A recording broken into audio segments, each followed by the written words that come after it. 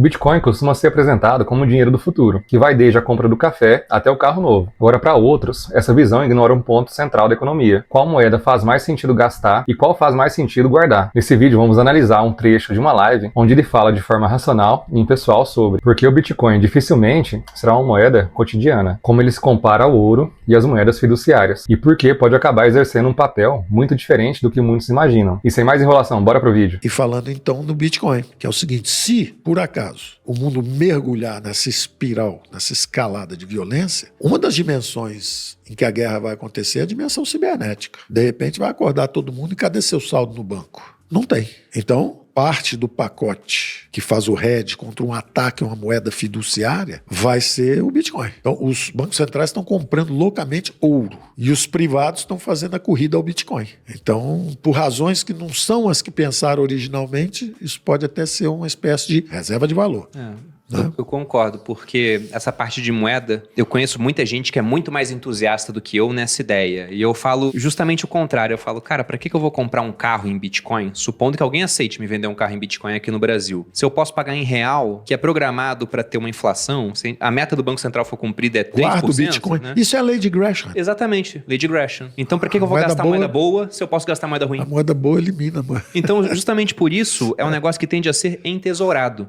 E eu li há pouco tempo um livro chamado Padrão Fiduciário, é de um economista chamado Saifedean Amos, que ele adora criptomoedas. Ele estava falando sobre o padrão fiduciário, por que ele substituiu o padrão ouro, e ele advoga a favor de uma questão de vendabilidade espacial. Porque ele fala o seguinte: o ouro tem uma vendabilidade temporal muito boa, porque passam milhares de anos, o ouro tem valor. Se eu volto para o passado com ouro, eu consigo trocar por comida, por roupa, por abrigo. Verdade. Ele fala que na moeda fiduciária, a gente tem uma vendabilidade temporal ruim, porque ela perde valor. Qual vai ser o valor de R$50 daqui a 30 anos? Muito baixo. Pouco, provavelmente. Muito baixo. Se não for inexistente, vai que a gente troca de moeda de novo. Sim. Já a vendabilidade espacial é muito boa da moeda fiduciária, porque eu posso mandar dinheiro para um cara que está no Acre com um Pix. Com um Pix. Exato. Perfeito. Ou posso fazer uma transação internacional para um cara que está no Japão também, de uma maneira mais tranquila. Com ouro, eu teria que mandar ouro até o Japão para esse cara. Mas, olha o custo mas disso. querem tokenizar o ouro para você poder fazer isso com o ouro. É esse o ponto que ele fala do Bitcoin. Ele fala que ele une essa vendabilidade espacial boa da moeda fiduciária com a vendabilidade temporal boa do ouro. Então, uma das coisas que ele defende, esse cara não enxerga o Bitcoin sendo usado como moeda no dia a dia.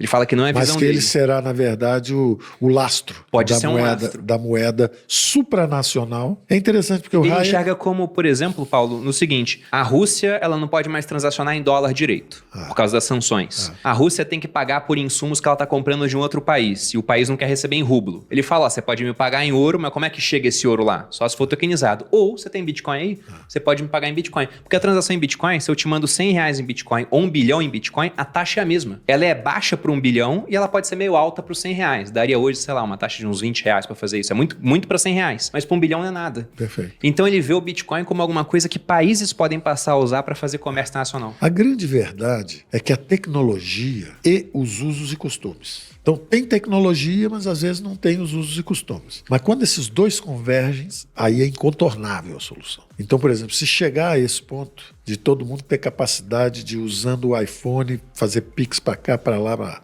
baseado numa moeda que tem um lastro, que é supranacional, que é essa vendabilidade no tempo e no espaço, e é supranacional, ou seja, não pode ser, digamos assim, destruída pelos abusos que os governantes têm demonstrado sucessivamente fazer contra a moeda fiduciária, acabou o obstáculo que o Keynes via contra as moedas, contra o ouro, porque o Keynes falava assim, o ouro é uma relíquia bárbara, porque, afinal de contas, quem é que vai carregar isso para um lado, para o outro? Temos aqui um negócio fiduciário e tal. Você fala, bom, mas por que o ouro estava aí tão recentemente? Cadê a grande depressão na fase que o ouro era o padrão ouro? Não tinha, porque o banco quebrou, todo mundo perdeu tudo e acabou. Agora, com a moeda fiduciária, não pode deixar o banco quebrar, tem que garantir os depositantes, tem que fazer isso, fazer aquilo, aí de repente, aí o governo entra, aí prorroga aquele negócio, em vez de deixar ter uma perda de capital, garante. O Federal Deposit Insurance Corporation garante os mais frágeis. Agora, o cara é super rico, o banco quebrou, você tem que... Quer dizer que se ele comprou uma debênture de uma empresa e a empresa quebrou, ele perde tudo. Agora, se ele estiver no banco, ele não perde nada.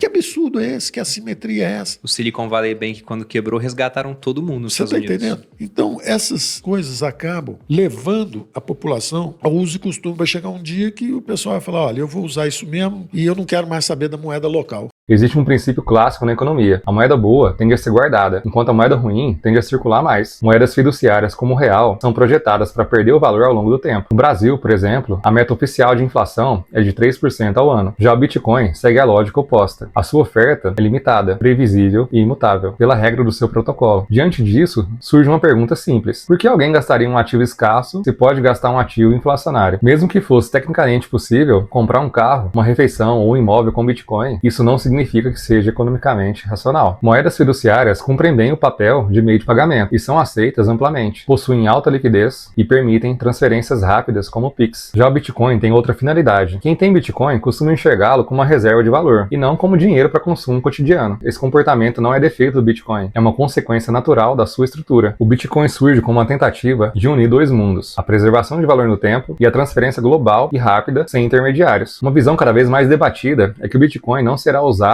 diretamente como moeda cotidiana, mas como um lastro supranacional. Em transações internacionais de grande escala, isso faz diferença. Enviar valores elevados em Bitcoin tem um custo praticamente fixo. A taxa é irrelevante para grandes montantes, e isso é o que o torna eficiente para o comércio entre países. Além disso, o Bitcoin não depende de governos, sanções ou sistemas bancários nacionais. Isso o torna eficiente e atraente em um mundo cada vez mais fragmentado geopoliticamente. O sistema fiduciário funciona enquanto a confiança existe, mas a confiança é pressionada quando a dívida pública cresce de forma descontrolada e aí os governos recorrem ao imposto fiduciário. Os bancos centrais perdem credibilidade e quando isso acontece, as populações tendem a buscar alternativas, não por ideologia, mas por autopreservação econômica. Historicamente, a tecnologia, necessidade e governo convergem para essa mudança. Não basta existir tecnologia, é preciso que ela seja incorporada aos usos e costumes. O Pix, por exemplo, só se tornou dominante quando se tornou simples, rápido e confiável. Se um sistema conseguir ser fácil de usar, ter uma unidade de conta compreensível e funcionar como meio de pagamento e também preservar valor, a adoção tende a ocorrer gradualmente, até se tornar padrão. O futuro do dinheiro não será definido por discursos e promessas, mas por confiança, eficiência e comportamento humano. O Bitcoin não pode substituir as moedas nacionais no dia a dia, mas pode definir o que entendemos como reserva de valor e lastro monetário em um mundo globalizado. A grande questão não é se isso vai acontecer de forma abrupta, mas estamos diante de uma transformação silenciosa, que só será percebida quando já estiver consolidada. E se você quiser continuar acompanhando análises como essa, já se inscreve no canal e até o próximo vídeo.